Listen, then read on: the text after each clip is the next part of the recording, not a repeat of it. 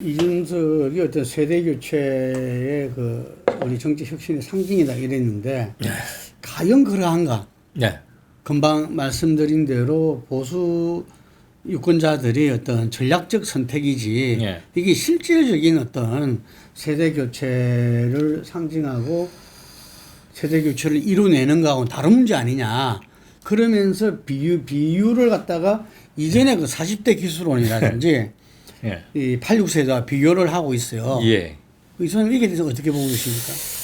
많은 이론과 개개인의 그 세상과 정치를 보는 눈에 따라서 다양한 프리즘 같은 견해들이 나올 지점이라고 보는데요. 네. 김 대표님께서 이제 조금 이따 고견을 말씀해 주시겠지만 세대 교체로 보기에는 그럼 이준석이 어떠한 세력, 특정한 세력이나 정치적 그룹이나 집단을 대표하고 있느냐?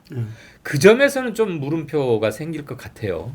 사실 이준석은 그동안 모든 선거에서 한 번도 우선 돼본 적이 없고 그리고 자기가 심정적으로 정서적으로 어느 특정 연령대 자기가 속해 있는 20, 30대나 그와 좀 가까운 20대의 정서나 이런 것을 대변한다고 볼 수는 있지만 정서를 대변하는 것과 정치적 대변은 다르지 않습니까? 대의 정치의 대의하고도 좀 다르기 때문에요. 이 부분은 미지의 영역이자 실험의 영역이다.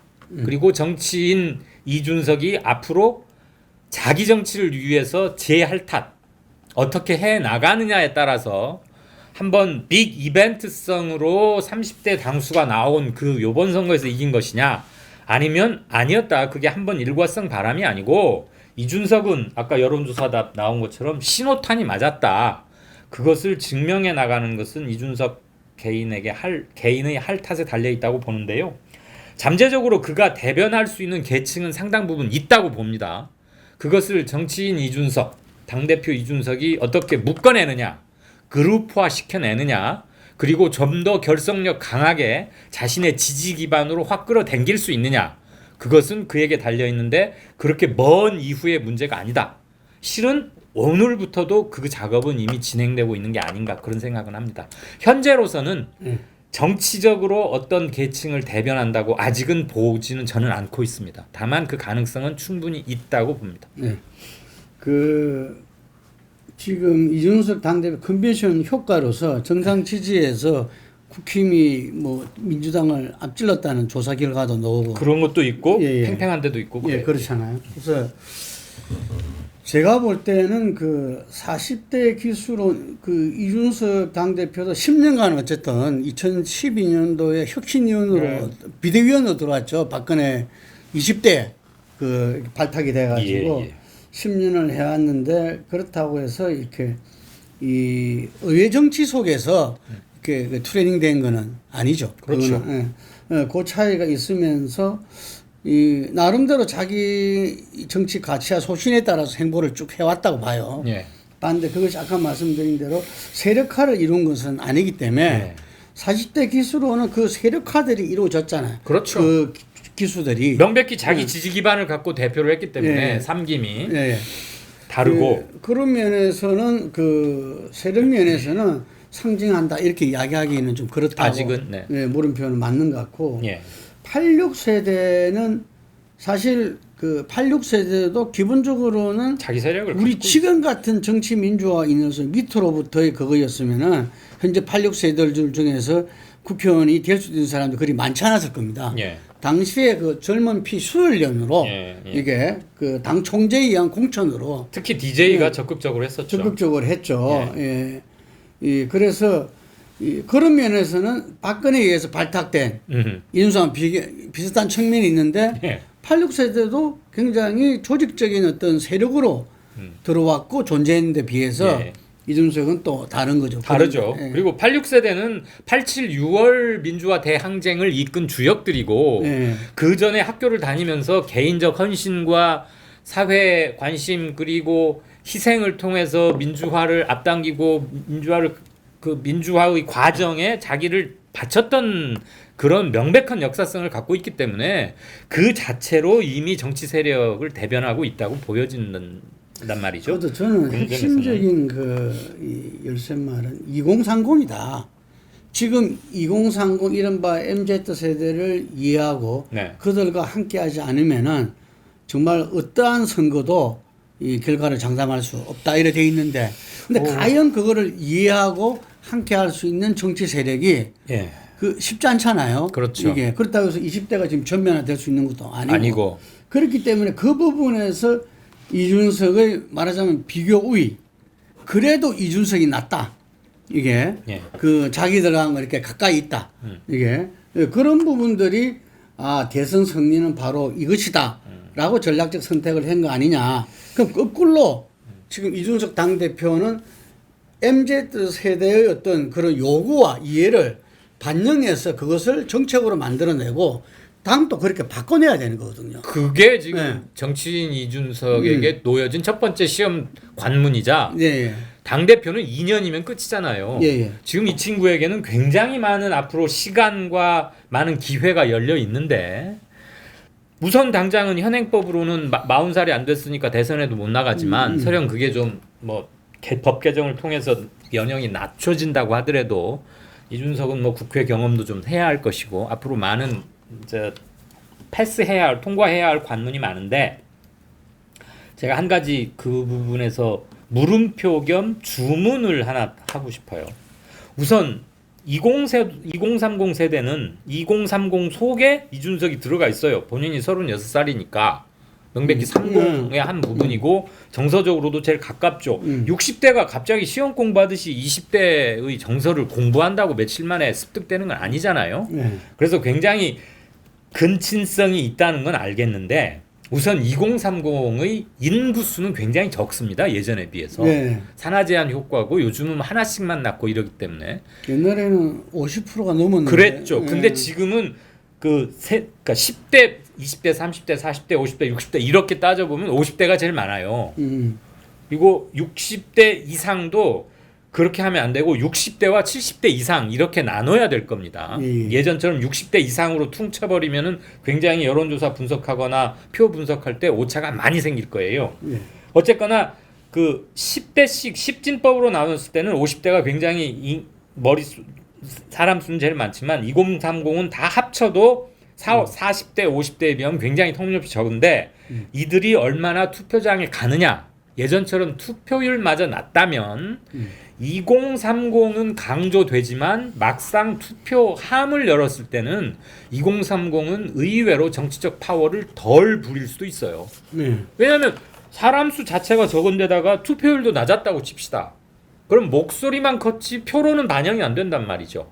그래서 정치인 이준석은 그런 것들도 묶어내야 하는 함께 지고 있는 것이고 책임이자 의무를. 그리고 2030들도 정말 뭐 그 메갈리아즘, 페미니즘 이런 것들로 첨예하게 논쟁하고 기회의 균등 뭐 가산점을 주는 게 옳으냐 많은 게 옳으냐 역차별이 맞냐 이런 걸 말할 때 온라인 공간에서만 막 핏대를 높이고 이럴 일이 아니고 정치 행위에서도 분명히 정치적 파워를 실현해야 합니다. 즉 투표에 나서야 합니다.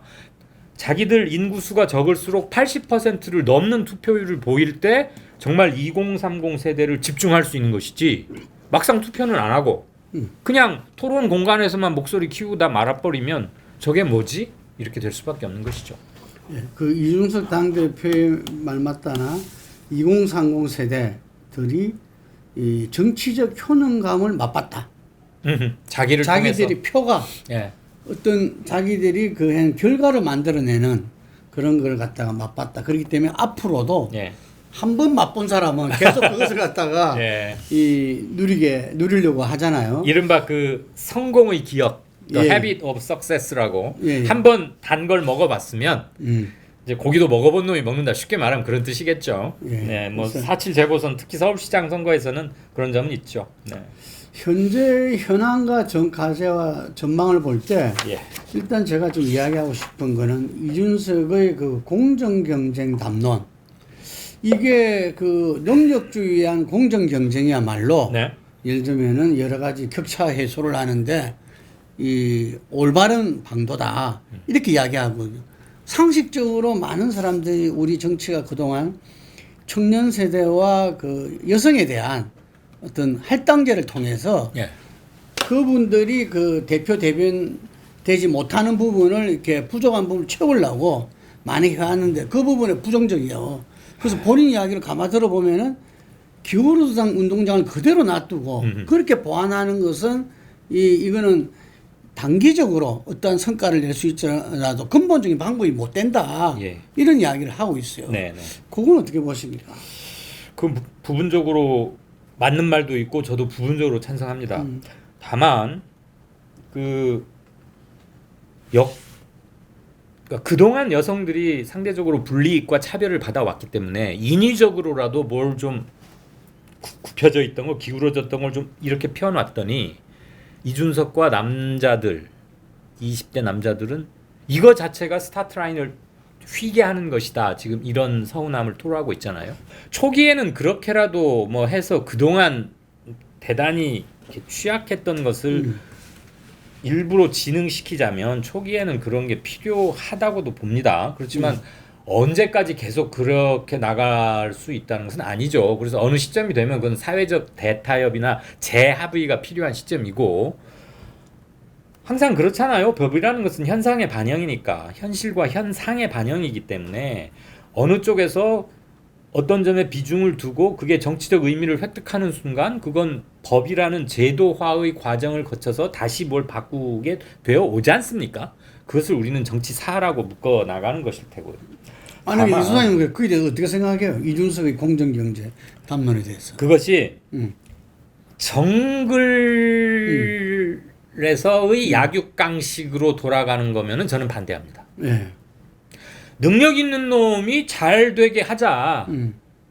그것은 정글이에요. 그냥 정글.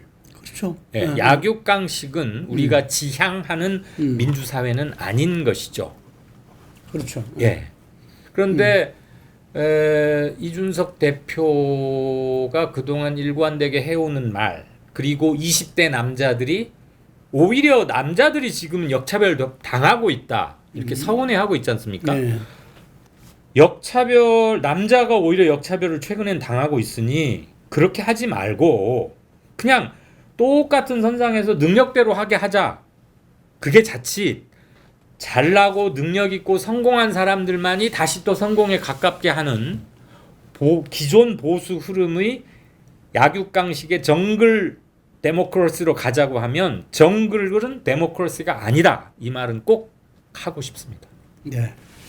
하여간에 뭐 이 부분들도 그 보수의 그 가치를 새롭게 해석하고 뿌리 내려야 되는 지금 국민의 힘으로서는 예. 금방 말씀하신 그 능력주의에 의한 예. 양육강식의 정글 보수 프레임으로 한 공정경쟁론은 예. 아마 아무도 원하지 않을 겁니다. 예, 그런데 예. 본인이 지금 모습이 공정경쟁의 어떤 이 성과다. 이렇게 이야기하는 사람이 좀 이렇게 어리둥절하고 예. 거기서 주호영 나경원 후보가 예. 이준석 후보 보고 예. 신자유주의의 전형이다.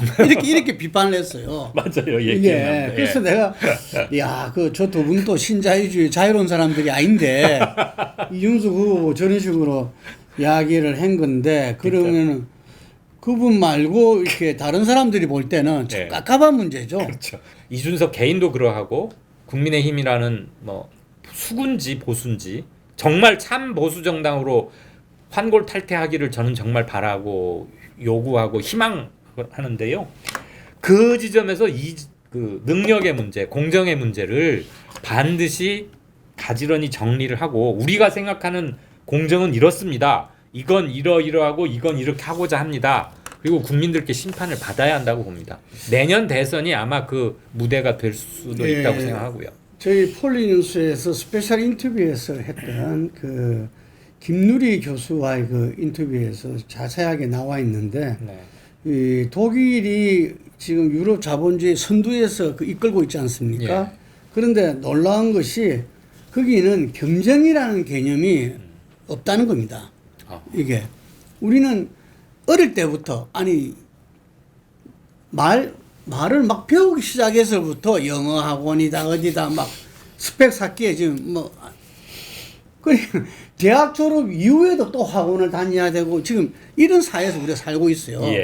그러니까 청소년 자살률이 세계에서 제일 높고 예. 삶의 질이 가장 모든 떨어지고 사람들이 행복을 뭐 행복 추구권이 헌법에 있지만 행복하다고 생각하는 사람이 거의 없어요. 0.3%를 빼고는 다 그렇죠. 불행하죠. 예.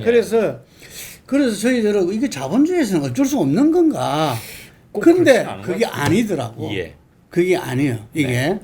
그런 자본주의로 가는 게 약탈적 자본주의라 이야기하고 예. 자본주의에서 얼마나 인간의 모습을 띈 자본주의가 가능하다. 예.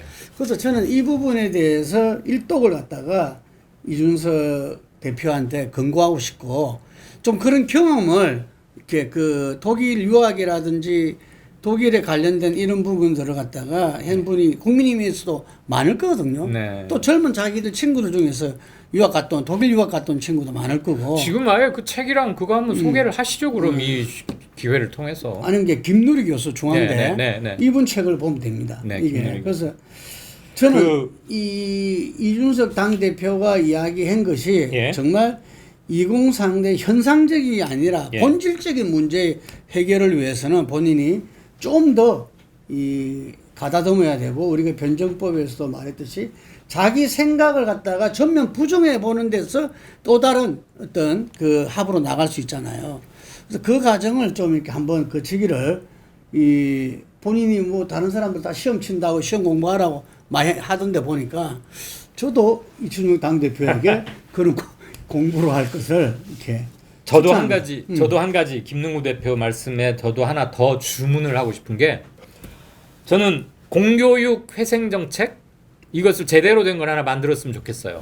국민의힘이 예. 거기도 의석 103석인가 갖고 있지 않습니까? 예. 중요한 제1야당이고 지금 우리나라 청년들이 불행한 가장 큰 이유는 공교육 체제가 완전히 붕괴돼 버리고 낳자마자 서너 살 때부터 뭐 영어 유치원이니 뭐니 공교육 입학 전부터 경쟁 체제에 몰입되고 학교에 들어가면 옆자리에 앉은 짝꿍이 영혼을 평생을 같이 할 소중한 벗을 사귀는 기회가 아니라 내가 잠재적으로 얘를 짓밟고 이겨야 좋은 학교, 좋은 직장에 들어갈 수 있는 잠재적 경쟁 상대로 인식하잖아요. 이거 자체가 얼마나 비인간적이고 불행한 일입니까? 이거는 공교육을 집권 여당도 당연히 그 숙제를 갖고 있듯이 이준석과 새로워지려고 하는 국민의힘이라면 공교육 회복책 그리고 아이들을 경쟁이라는 이름의 지옥으로부터 그 구렁텅이에서 끄집어내는 동아줄은 뭔지 내놔야 됩니다. 예. 마지막으로 한 가지만 짚겠습니다. 네. 그 이준석 당대표가 당선 회견에도 이야기했듯이 정권 교체가 뭐 자기의 제일 명제겠죠. 그러겠죠. 예. 그러다 보니까 현재 국민의힘은 외부 인사인 윤석열 전 총장이 그 대선 주자에서 압도적인 국민적 지지를 받고 있고 나머지 분들은 한 자리 수잖아요.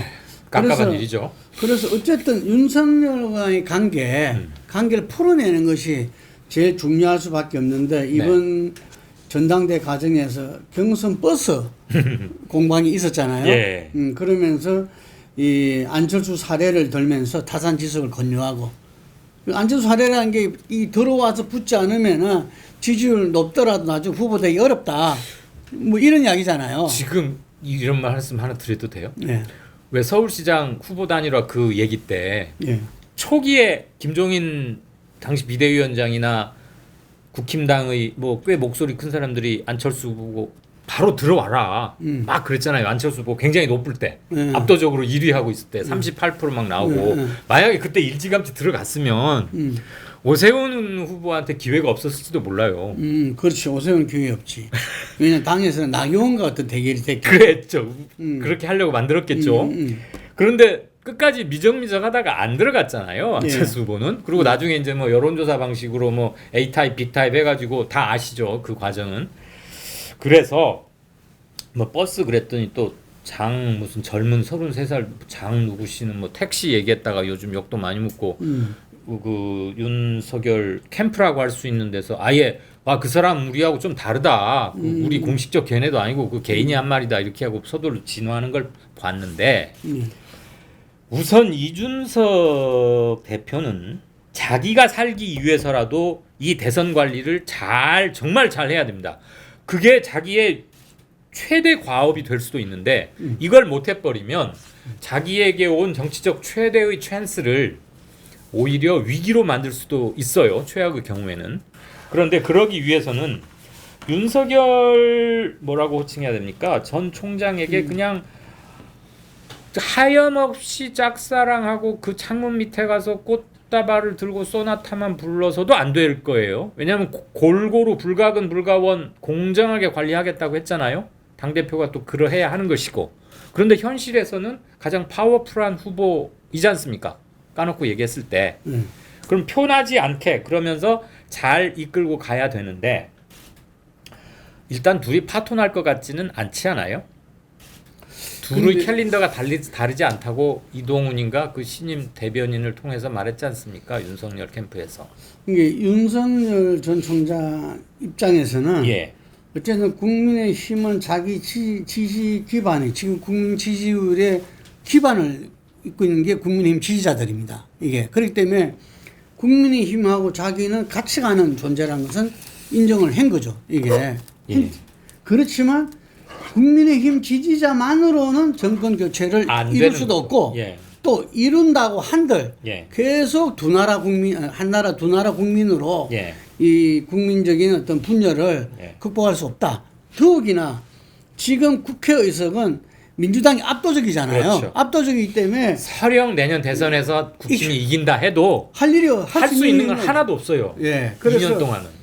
노무현 대통령이 됐을 때도 한나라당이 과반 이상 의석을 했으니까 대통령 못 해먹겠다 이런 말을 하실 정도로 예. 지금 그렇기 때문에 거기에서는 압도적 정권 교체가 돼야 된다 이런 표현을 써요.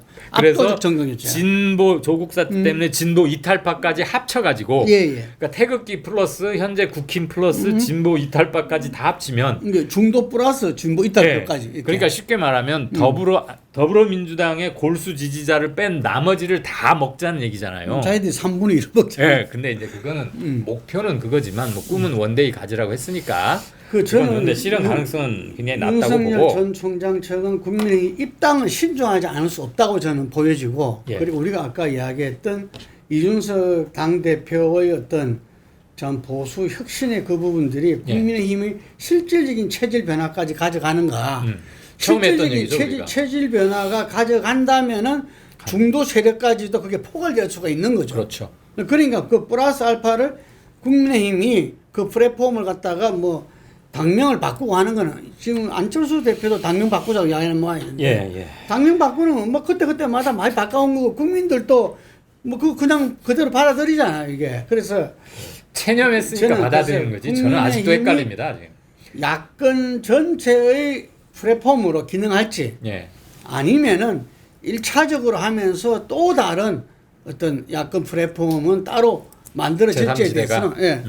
근데 그 부분 좀 더 두고 봐야 된다. 저는 그 키는 스윙 보팅의 키는 중도 그룹이 갖고 있다고 봐요.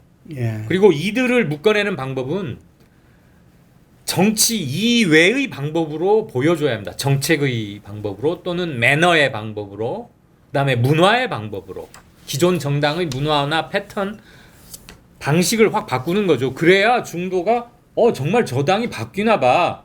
그러니까 당명 자꾸 바꾸려 하면 안 되고 자기 체질을 바꾸면 됩니다. 자기 체질. 예. 그래서 그리고 저는 수구 정당의 구각은 먼저 스스로 탈피를 해야 돼요. 그래야 다른 그룹에게 손을 내밀 수 있죠. 태극기 옷 한꺼풀 속에는 태극기 그걸 감추고 있으면서 어떻게 합리적 보수를 하겠다고 하면 누가 그걸 믿겠습니까? 그러니까 우리 오늘 결론은 하나로 모아지는 것 같습니다. 그러니까 중도층이 중요하다. 윤석열 그 전 총장이 입당을 하고 후보 단일화를 하고 이 부분에 중도층의 그 포커스를 맞춰야 된다 이야기했는데 저는 바로 그것이 국민의힘 이준석 당대표의 과제다. 예. 그 부분을 제대로 해낼 수 있느냐 중도층 혹은 일부 떨어진 진보층까지도 함께 이렇게 그 정권 교체를 해서 정말 커다란 변화를 해낼 수 있는가 여부는 바로 국민의힘과 이준석에 지금 주어져 있다. 과연 그 부분을 제대로 해내면 그 제대로 해낸다면은 윤 총장도 밖에 있을 이유가 없죠. 그렇죠. 이게 그래서 자석의 힘에 이끌리듯 들어오게 돼 있고요. 저는 그래서 그거 결과는 한 달 뒤면은 드러날 것이다 봅니다. 한 달 뒤면. 예, 그래서 8월까지 다음 우리 이 이광유 소장님과 만나면서는 아마 그 결과가 나와 있지 않겠나 싶습니다. 그리고 네. 나올까 말까 나오면 하죠. 다음 달 언제 할지는. 그런데 그걸 성공해야 이준석에게 미래가 있습니다. 예. 그거 실패해버리면 그냥 36살에 반짝하고 한번 당대표를 했다가 중요한 과업에 실패한, 그래서 다시 자갈밭으로 가서 또다시 시지프스처럼 시작해야 될 거예요. 아마. 이광수 소장님 이준석 당대표에서 굉장히 애정을 갖고 있는 모양이에요. 그러면 안 되는데. 하여튼 간에 여론조사 기관 소장이면 중립인데. 우리 정치의 보물 같은 존재입니다. 이준석 당대표는 이렇게 그 우리 진보 보수를 떠나서 그래서 정말 국민의 힘을 이제 정말 꼴통 정당이 아니고 보수 우익 정당이 아니라 보수의 가치를 건전하게 육성하고 네. 한국 정치 변화를 이끌 그런 당대표가 되기를 진심으로 바랍니다. 아울러 예. 보수의 혁신만 미치는 게 아니라 나비의 날갯짓이 뭐 브라질을 통해서 북경까지 온다는 거 아니에요? 진보당, 예. 진보권, 민주당이나 정의당, 나머지 정치 그룹에도 이펙트를 가할 겁니다. 그래서 이준석 같은 젊고 건강한 매기가 좀 더 나와야 된다. 그리고 이 매기들이 가물치나 뭐 이렇게 안 잡아 맥히고 팔팔 살아가지고 서로 바이털리티를 확보하는 그런 계기가 되어야겠다. 그렇게 생각합니다. 애정은 잘 모르겠고요. 같이. 예, 오늘 여기까지 하겠습니다. 감사합니다. 고맙습니다.